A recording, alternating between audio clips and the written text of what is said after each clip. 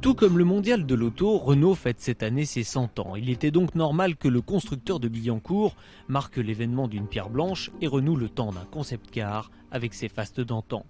Car le saviez-vous, mais dans les années folles, les 40 chevaux de la marque aux losanges s'attaquaient sans vergogne aux monuments qu'étaient les Rolls ou les Hispano-Suiza. Ce retour aux sources, comprenez ce retour au luxe, est aujourd'hui symbolisé par le prototype Velsatis. Avouons-le, nous avons pas mal été déroutés, pour ne pas dire rebutés, par le dessin pour le moins étrange de la voiture. Mais une fois le choc passé, la Velsatis mérite qu'on s'y attarde. De l'extérieur, il n'y a, à notre sens, que le pare-brise qui se prolonge sur le pavillon qui mérite un quelconque intérêt. Mais à l'intérieur, tout change.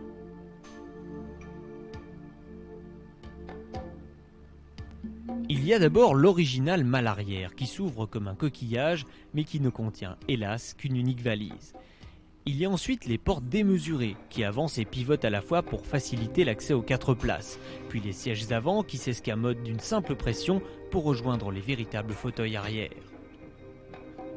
Il y a aussi les matériaux nobles qui garnissent l'habitacle. Bois, ivoire végétal, cuir. Il y a enfin l'équipement, mariage de haute technologie et de raffinement, avec cette console qui cache un ordinateur et un lecteur de DVD, ce tableau de bord escamotable, ces écrans vidéo, ou encore, symbole de l'art de vivre français, ces coffres qui abritent champagne et flûte en cristal.